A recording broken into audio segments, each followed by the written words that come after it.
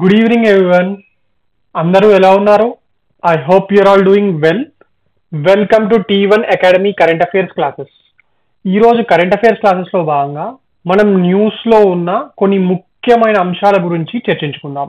అవేంటంటే coming on to the first topic for today, that is election commission న్యూస్లో ఉంది. మరి అది అసలు ఎందుకు న్యూస్లో ఉంది? కొత్తగా చీఫ్ ఎలక్షన్ కమిషనర్ ని మన ప్రెసిడెంట్ ద్రౌపది ముర్ము గారు నియమించడం జరిగింది. ఎందుకోసం నియమించారు? ప్రస్తుతపు చీఫ్ ఎలక్షన్ కమిషనర్ ఉన్నారు కదా, రాజీవ్ కుమార్ గారు. మరి ఆయన పదవీ కాలం అయిపోయింది. మరి ఆయన ప్లేస్ లో ఇప్పుడు ఎలక్షన్ కమిషనర్ గా బాధ్యతలు నిర్వహిస్తున్న జ్ఞానేష్ కుమార్ గారికి ప్రమోషన్ ఇచ్చి చీఫ్ ఎలక్షన్ కమిషనర్ గా అపాయింట్ చేయడం జరిగింది. మరి అసలు ఈ చీఫ్ ఎలక్షన్ కమిషనర్స్ ని కానీ, అసలు ఎలక్షన్ కమిషనర్స్ ని కానీ ఎట్లా నియమిస్తారు? ఇంతకు ముందు ఏముంటుండే అంటే, ఇంతకు ముందు గవర్నమెంట్ ఒక నార్మల్ గా చూసేసి ఎవరిని కావాలనుకుంటే కొంచెం మంచి స్టేటస్ ఉన్న వాళ్ళని, ఐఏఎస్ అధికారుల్లో మంచి పేరున్న వాళ్ళని తీసుకొచ్చి నియమిస్తుండే. సో తర్వాత ఏమైంది, ఇష్టం ఉన్నట్టు నియమిస్తారు, వాళ్ళకు దగ్గర ఉన్న ఆఫీసర్స్ నియమిస్తారు అని చెప్పి సుప్రీంకోర్టులో కేసులు పడ్డాయి. ఎందుకంటే దీని మీద సపరేట్ యాక్ట్ అంటూ ఏం లేకుండే, ఎట్లా అపాయింట్ చేయాలి అనే లేకుండే. సో సుప్రీంకోర్టులో కేసులు పడ్డాయి. మరి సుప్రీంకోర్టులో కేసు పడిన తర్వాత సుప్రీంకోర్టు ఏం చేసిందంటే దీనికి ఒక కమిటీని వేసింది. ఏమని? Prime minister, chief justice of India and లోక్సభలో ప్రతిపక్ష నేత, ఈ ముగ్గురు కలిపి నియమించే విధంగా ఒక దాన్ని పాస్ చేయడం జరిగింది. అయితే ప్రస్తుతం ఉన్న గవర్నమెంట్, నరేంద్ర మోడీ గారి గవర్నమెంట్ ఈ నియమించిన కమిటీ ఒక్క ఎలక్షన్ కమిషనర్ గా నియమించక ముందుగానే 2023లో ఒక యాక్ట్ తీసుకురావడం జరిగింది. 2023లో ఒక చట్టాన్ని తీసుకొచ్చారు. మరి దాని ప్రకారమే ఇప్పుడు ఈ ఎంపికను చేయడం జరిగింది. మరి సుప్రీంకోర్టు తెచ్చిన దానికి మరి గవర్నమెంట్ ఆఫ్ ఇండియా తీసుకొచ్చిన చట్టానికి మధ్య తేడా ఏంటంటే, ఇక్కడ చీఫ్ జస్టిస్ ఆఫ్ ఇండియా ఉంటాడు. కాకపోతే ఈ chief justice of India place లో యాజ్ యూజువల్ ప్రైమ్ మినిస్టర్ ఆఫ్చే అపాయింట్ చేయబడ్డ ఒక సెంట్రల్ మినిస్టర్, ఎవరైనా ఒక సెంట్రల్ మినిస్టర్ ఈ సెకండ్ మెంబర్ గా ఉంటాడు. మరి థర్డ్ మెంబర్ గా లీడర్ ఆఫ్ అపోజిషనే ఉండడం జరుగుతుంది. కాకపోతే ఏంటంటే ఇక్కడ chief justice of India place లో సెంట్రల్ మినిస్టర్ ఎవరైనా పెట్టారు. మరి ప్రైమ్ మినిస్టర్ ఎట్లా చెప్తే సెంట్రల్ మినిస్టర్ అట్లా ఇంటాడు కాబట్టి ఆటోమేటిక్ గా వీళ్ళు అనుకున్న వ్యక్తే చీఫ్ ఎలక్షన్ కమిషనర్ గా ఆర్ ఎలక్షన్ కమిషనర్ గా నియమించబడే అవకాశాలు ఎక్కువగా ఉంటాయి. మరి దీని మీద చాలా మంది కోర్టుకు వెళ్ళడం జరిగింది. మరి ఫిబ్రవరి 19 రోజున కోర్టు దీనికి సంబంధించిన హియరింగ్స్ ఉన్నాయి. మరి ఆ రోజు తీర్పు చెప్పే అవకాశం ఉంది. మరి అప్పటి వరకు ఈ కొత్తగా చీఫ్ ఎలక్షన్ కమిషనర్ ని నియమించకండి, సుప్రీంకోర్టు తీర్పు చెప్పే వరకు ఆగండి అని చెప్పి మరి లోక్సభలో ప్రతిపక్ష నేత అయిన రాహుల్ గాంధీ గారు ఈ జ్ఞానేష్ కుమార్ గారిని అపాయింట్ చేసే కమిటీకి వెళ్ళి మరి ఆయన డిసెంట్ నోట్ ని రాసి రావడం జరిగింది అని చెప్పి మనకు ఇన్ఫర్మేషన్ ఉందండి. Okay, right. Now coming on to the exam point, 2023లో తీసుకొచ్చిన యాక్ట్ ప్రకారం మొట్టమొదటి చీఫ్ ఎలక్షన్ కమిషనర్ గా అపాయింట్ అయిన వ్యక్తి ఎవరు? జ్ఞానేష్ కుమార్. మరి ఈయన కాకుండా ఇప్పటికి ఎంతమంది ఉన్నారండి? ఇంకా ఈయనతో పాటు వర్క్ చేయడానికి ఇద్దరు ఎలక్షన్ కమిషనర్లు ఉంటారు కదా. ఎవరెవరు?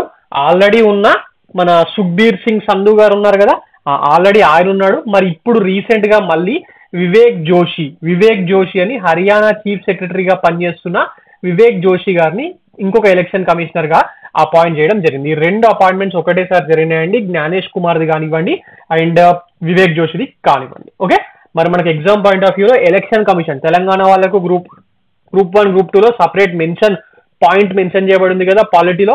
మరి ఏపీ వాళ్ళకు కూడా ఏపీపీఎస్సీ సిలబస్ లో ఎలక్షన్ కమిషన్ అని చెప్పి సపరేట్ పాయింట్ ఇచ్చారు.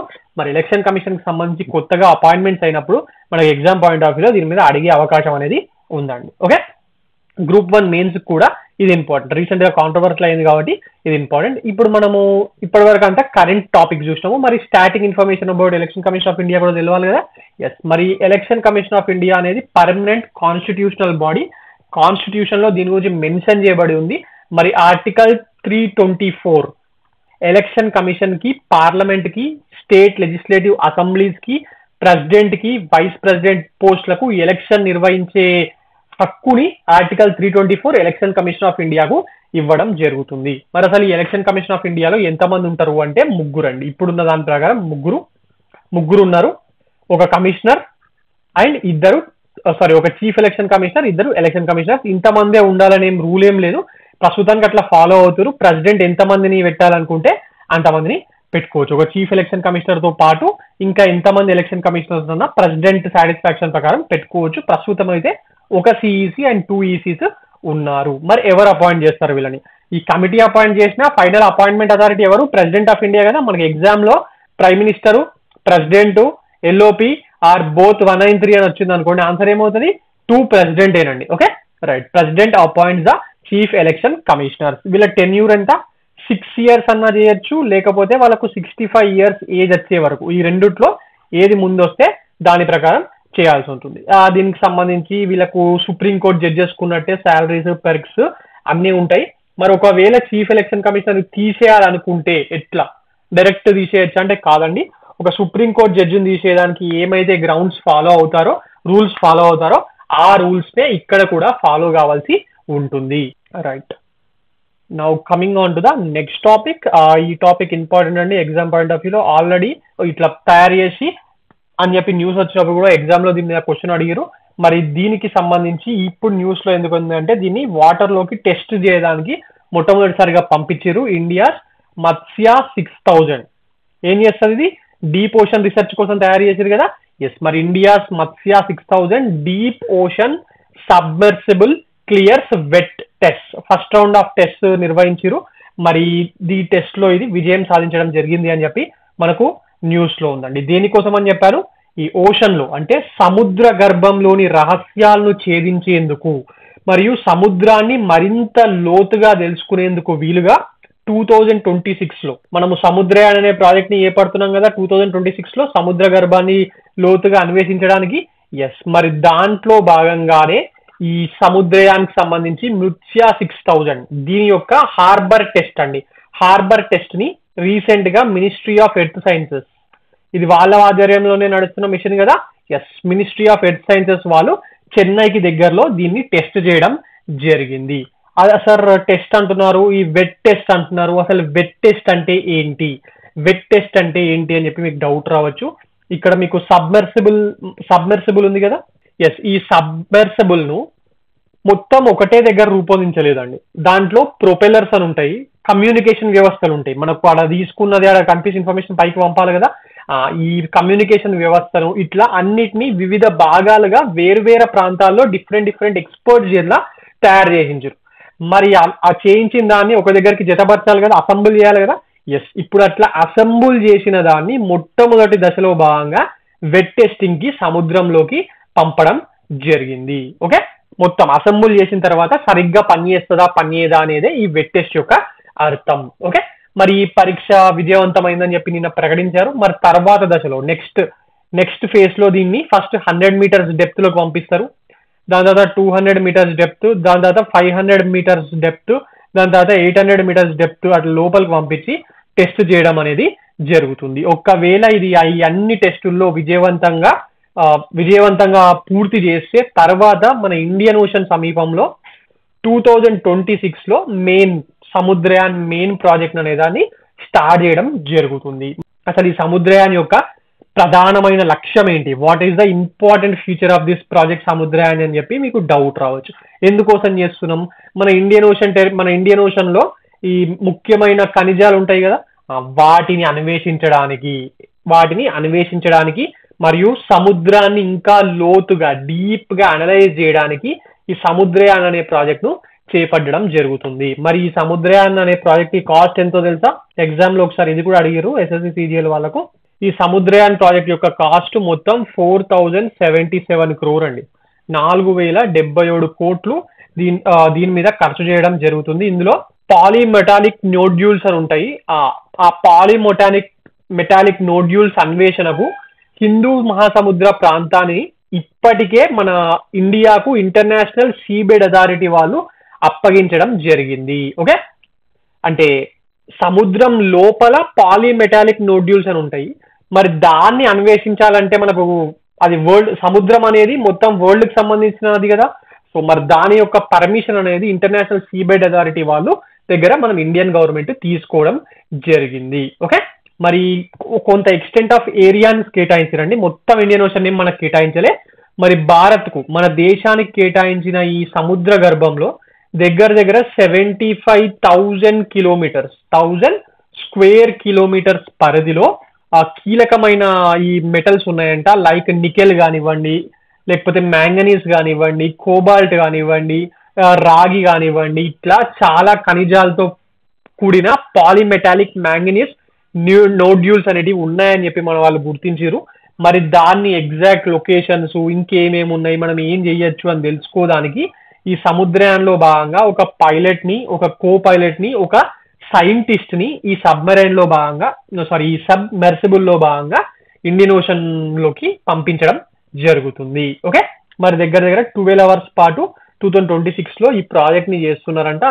12 గంటల ప్రాజెక్ట్ చేయడానికి 4077 కోట్లు మన వాళ్ళు ఖర్చు పెడుతున్నారంటే ఇది ఎంత ఇంపార్టెంట్ ప్రాజెక్టో అర్థం చేసుకోండి. అవసరం ఉంటే ఒకవేళ ఇంకా డీప్ గా తెలుసుకోవాలనుకుంటే 96 hours వరకు ఇది సముద్రంలో ఉండే విధంగా దీన్ని తయారు చేస్తున్నారు. ఓకే, మరి దీని యొక్క ప్రత్యేకతలు అంటే ఎవరు తయారు చేసారు ఇదంతా కూడా మనకు తెలియాలి కదా.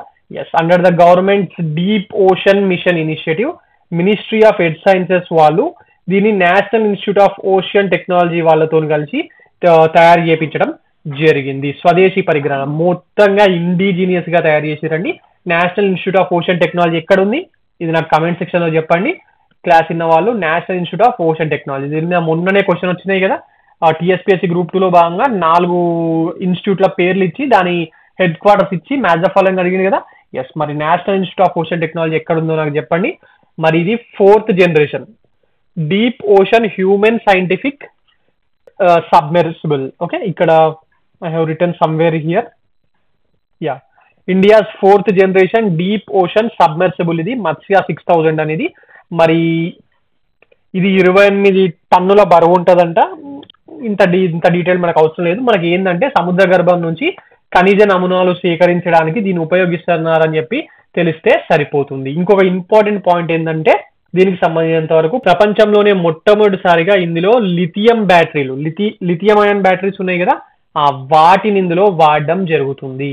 రైట్, మరి దీన్ని మొత్తంగా దీనికి మత్స్య 6000 పేరు ఎందుకు పెట్టారంటే దీన్ని 6000 అడుగుల డెప్త్ వరకు మనకు పంపిస్తా ఉంటారు. 6000 అడుగుల డెప్త్ వరకు దీన్ని పంపించాలనుకుంటున్నారు, అందుకోసమే దానికి అంత ఆ పేరు పెట్టడం జరిగింది. Okay, this is very very very important అండి. Right, now coming on to the next topic, that is future brand index 2024.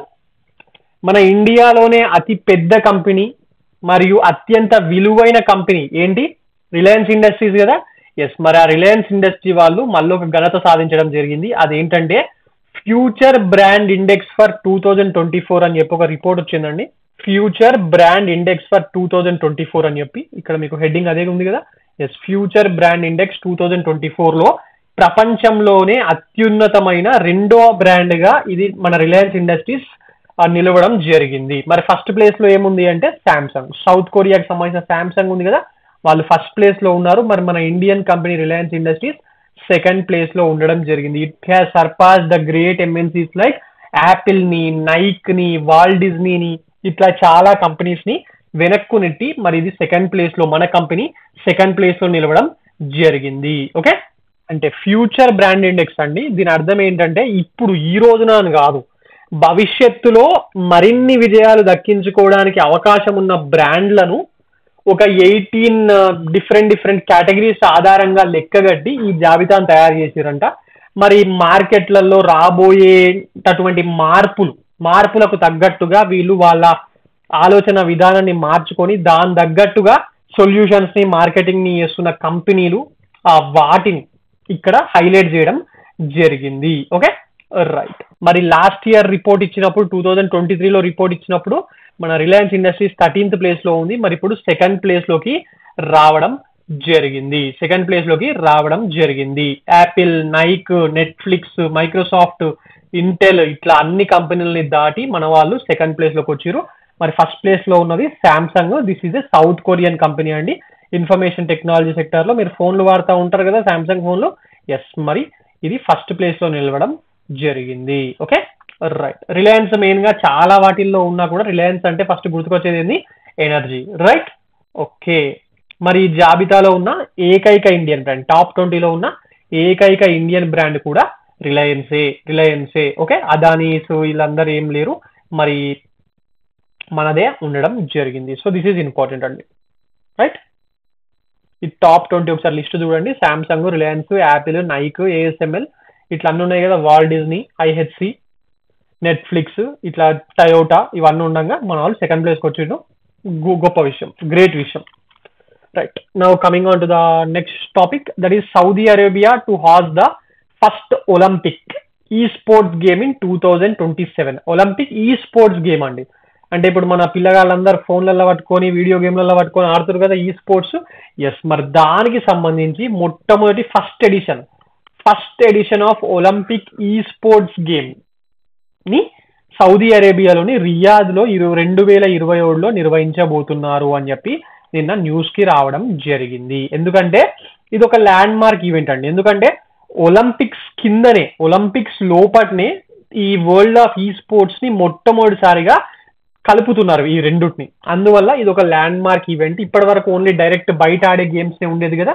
Yes, ఇప్పుడు ఎలక్ట్రానిక్ గేమ్స్ ని కూడా ఇందులోకి ఎమర్జ్ చేయడం జరుగుతుంది. మరి దీనికోసము సౌదీ అరేబియాకి సంబంధించిన ఒలింపిక్ కౌన్సిల్ ఎస్ఓపిసి, ఈ స్పోర్ట్స్ వరల్డ్ కప్ ఫౌండేషన్ వీళ్ళిద్దరూ కొలాబరేట్ అయ్యారు to organise games with the help of international Olympic council. Okay, మరి దీని యొక్క ముఖ్య ఉద్దేశం ఏంటంటే it AIIMS to bridge traditional sports and ఈ స్పోర్ట్స్. ట్రెడిషనల్ స్పోర్ట్స్ అంటే టెన్నిస్ ఉంది, ఆల్రెడీ ఒలింపిక్స్ లో ఉన్న games, athletics, tennis, swimming.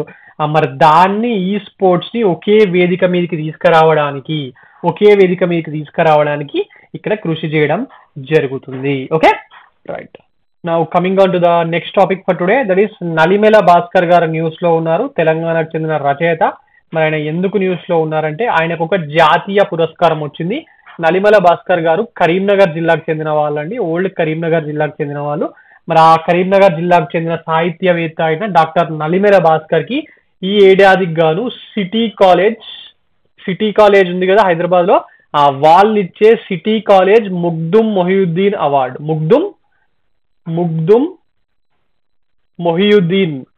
Award ని ఇవ్వడం జరిగింది. మరి రీసెంట్ గానే దీన్ని ప్రకటించారు. మరి తెలంగాణ ఎగ్జామ్స్ లో ఇట్లా కొత్తగా అవార్డ్స్ కి రామానుజాచార్య అవార్డుకి ఎవరికి వచ్చింది, కాళోజీ అవార్డు ఎవరికి వచ్చింది, వీటి మీద క్వశ్చన్లు వస్తాయి కదా. ఎస్, మరి ఈసారి సిటీ కాలేజ్ వాళ్ళు ఇచ్చే ముగ్దుమ్ మొహియుద్దీన్ అవార్డుకి నలిమెల భాస్కర్ గారికి ఇచ్చారు. మరి ఎగ్జామ్ పాయింట్ ఆఫ్ లో ఇంపార్టెంట్ అండి. ఆయన సాహిత్యంలో 25 గ్రంథాలు వెలువరించారు. మా తెలంగాణ భాష పైన చాలా మంచి గ్రంథాలు రాసిరు అని చెప్పి ఆయనకి అవార్డు ఇస్తున్నట్టు మరి ఈ సిటీ కాలేజ్ ప్రిన్సిపల్ అయిన పి బాలభాస్కర్ గారు ప్రకటించడం జరిగింది. Okay, right, now coming on to the next topic, that is ఎస్ఐన్టీకి సంబంధించి ఐఐటిసి న్యూస్ లో భాగంగా దీని మీద మనకి ఎగ్జామ్ లో క్వశ్చన్ అడిగే అవకాశం ఉంది. సోలార్ డీహైడ్రేషన్ టెక్నాలజీ అనే కొత్త కాన్సెప్ట్ ని ఐఐటి కాన్పూర్ వాళ్ళు డెవలప్ చేయడం జరిగింది. ఇటు ఏపీఎస్సి వాళ్ళకి కానీ అటు టీఎస్పీఎస్సి వాళ్ళకి కానీ ఐఐటీస్ ఏమన్నా లేటెస్ట్ టెక్నాలజీస్ తీసుకొచ్చిన క్వశ్చన్స్ వస్తున్నాయి కదా. ఎస్, మరి IIT Kanpur has developed and innovative solar dehydration technology. దేనికోసము అంటే టెక్నాలజీని డెవలప్ చేశారు, దాని యూజ్ ఏంటో కూడా తెలియాలి కదా. ఏంటంటే ఈ అగ్రికల్చరల్ ప్రొడ్యూస్ ని ప్రిజర్వ్ చేయడానికి, సోలార్ ఎనర్జీని వాడి అగ్రికల్చరల్ ప్రొడ్యూస్ ని ప్రిజర్వ్ చేయడానికి దీన్ని డెవలప్ చేయడం జరిగింది. అగ్రికల్చరల్ ప్రొడ్యూస్ ని ప్రిజర్వ్ చేయడం ఎందుకు? ఫర్ ఎగ్జాంపుల్ ఇప్పుడు టమాటోస్ ఉన్నాయి, తొందరగా పోతే కోల్డ్ స్టోరేజ్లలో దాచేస్తారు, అవునా కదా, ఎక్కువ రోజులు మనకి ఉండడానికి. అట్లా అలాంటి టెక్నాలజీ ఈ సోలార్ డీహైడ్రేషన్ టెక్నాలజీ అండి. మరి it is a process that uses sunlight to remove moisture from the food. Moisture ఎక్కువైతే తొందరగా ఖరాబ్ అవుతాయి కదా.